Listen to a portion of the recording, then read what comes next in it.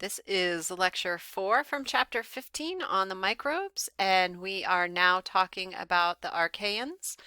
So the Amoeba Sister video gave you a pretty good overview on the archaeans and how they are different from bacteria.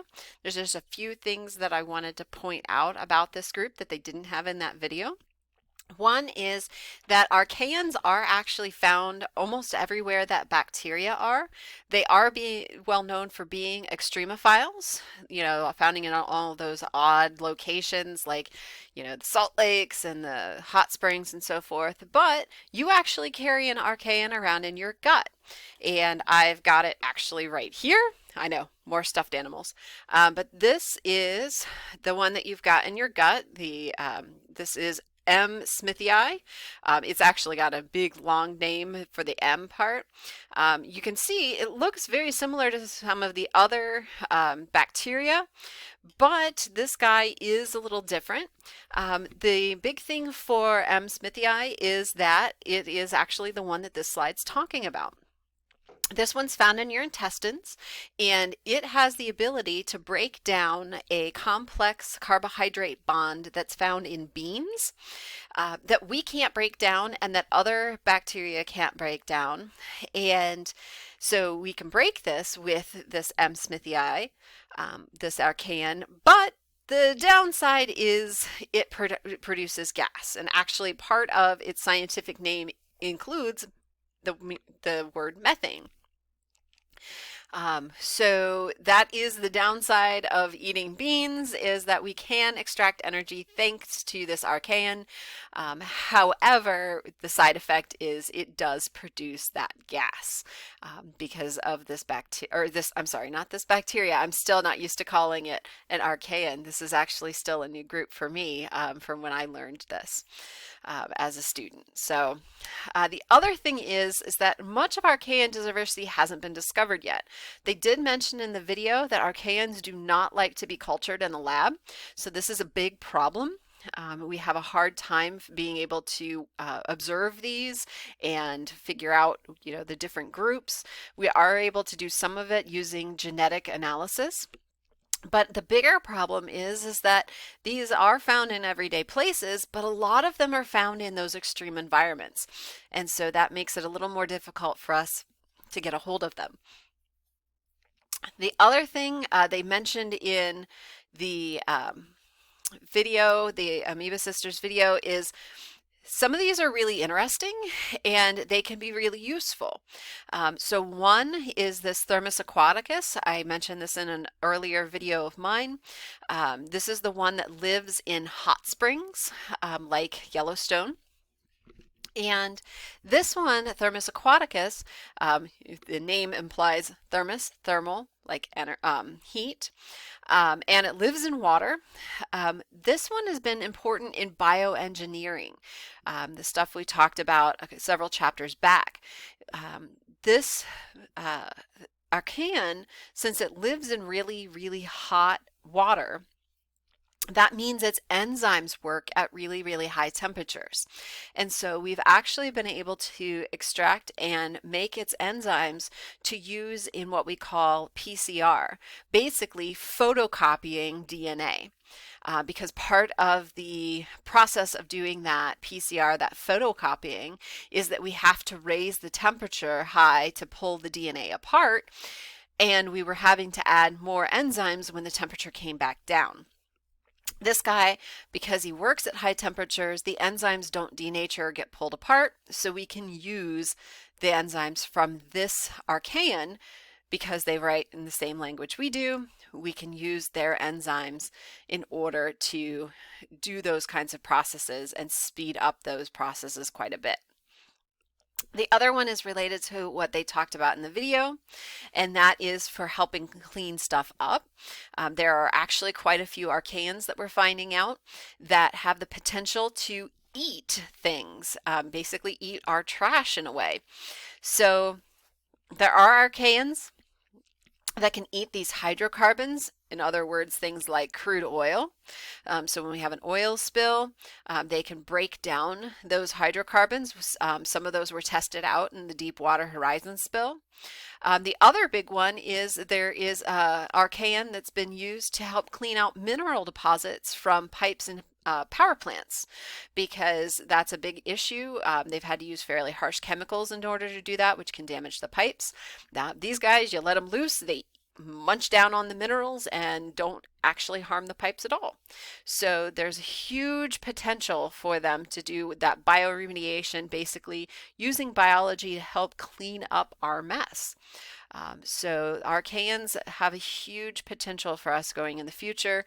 This is actually one of the groups too that they've been looking at possibly using to break down plastics, because they are one of the ones that's most likely to contain some individuals that have the ability to break down the bonds in those plastics that we have so much of. All right, so that it means that we've now covered bacteria and archaeans. Those are both those prokaryotes, as they mentioned in the amoeba sister videos. So now we're going to move into our eukaryotes. So all of the protists are eukaryotes, and most of them are single-celled. We'll see there's some exceptions to that, where there are some of them that are multicellular. And these are going to look very unusual for the most part to you. So this one kind of looks like a sand dollar, if you're familiar with those, but this is actually microscopic. This is a diatom. And so it would actually take tons of these in order for you to be able to see it. So if you remember when we looked earlier at the domains, that very first slide in the first lecture, we saw that the protists were kind of scattered across the eukarya. And this is why. It's because there are actually three groups. There are animal-like protists, there are fungus-like protists, and there are plant-like protists. So they've been put into these three groups. And the thing is that even within their own groups, so even within the animal-like protists, the group is made because they have characteristics like an animal. However, they are not actually necessarily closely related to each other within that group. It's more like we needed a bucket or a group to stick everybody in. And so they just all kind of got put into that group.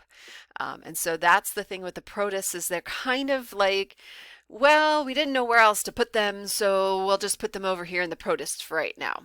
And they've kind of stayed there for now. They keep looking at maybe reorganizing them, but it would mean to actually have to make them into a bunch of very, very small groups. So we've left them in those protist groups for right now. So let's take a look at who they are.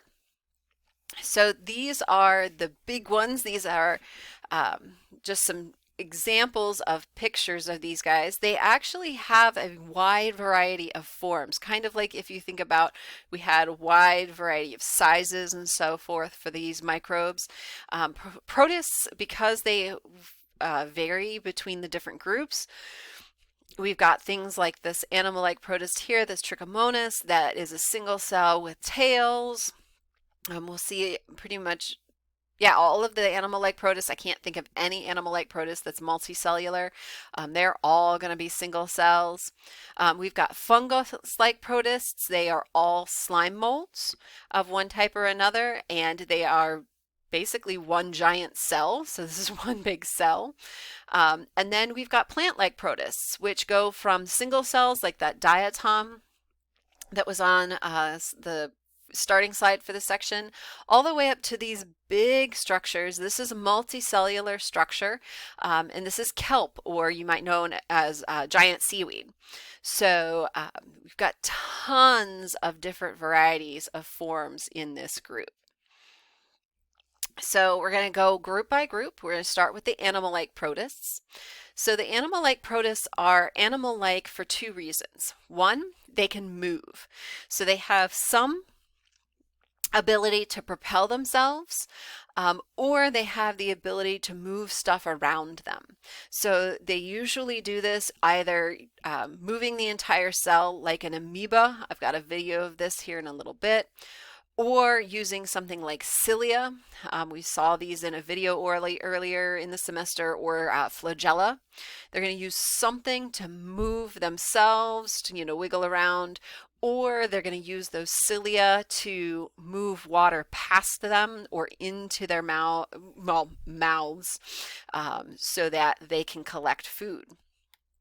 The other thing that they generally tend to do is they appear to hunt for prey, meaning that they are either filtering water, or they seem to be zipping around looking for food. And I say zipping, they don't all move super fast.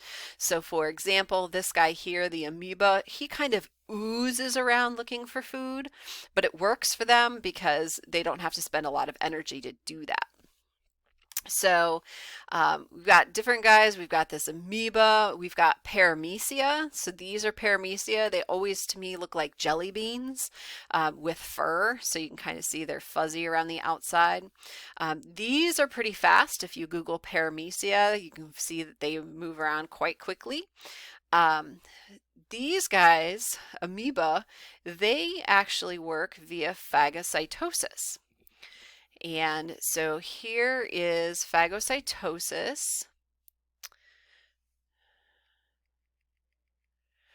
And, oh, sorry, I thought I had an amoeba. It's the paramecium.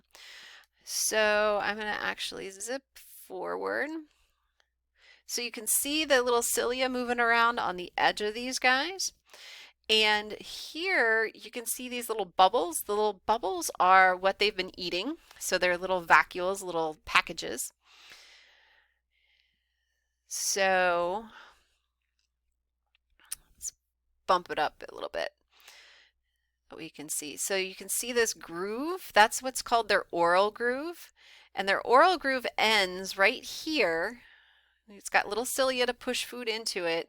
And see, you can see right here, they're making a little bubble, boop, and that's full of the food that they've been collecting. They're going to make another one right now. So they're pushing with their cilia, pushing the food in that they collect as they move around. So this is a common way for a lot of members of this group to actually get their food, using these different types of cilia. So they may have flagella to propel themselves around, but they usually will have some cilia around kind of their quote mouth opening in order to get their food put in. So let's see. I was wondering if I had, yeah, it doesn't look like my amoeba videos there. We actually did see the amoeba video earlier in the semester. That's the one where you can kind of see here where they kind of reach their little arms around and surround the food, and then pull it inside to make one of those little pockets. So those are animal-like protists. The fungus-like protists are going to be, like I mentioned, the slime molds. And I do have a video for those. I'll get to it in 1 second. These guys have, they can have multicellular sheet-like colonies, or as the one that we'll see in the video, it'll be a single cell. So there are a wide variety of them. So the one we're going to see in the video is actually going to be this guy here in the middle, but you can see large variety of forms of these guys. And what are they doing? Well, they are taking that big sheet colony and oozing around to flow and engulf whatever they can. So they will eat anything.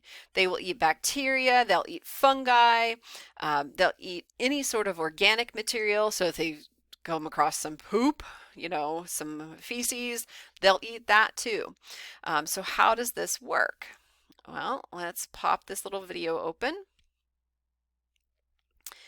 And I'm gonna, okay, so this is a piece of English muffin. And I'm gonna speed through it a little bit. There we go. So this yellow goo, this is that single cell of the slime mold just pulsing and gooing its way across the English muffin until it completely covers it up. And then it will just sit there and munch on it decompose it and absorb it to eat it until it's done. So that's what a slime mold does, and that's actually very similar to a fungus. Fungus grows in a similar way. So, all right, we'll stop there.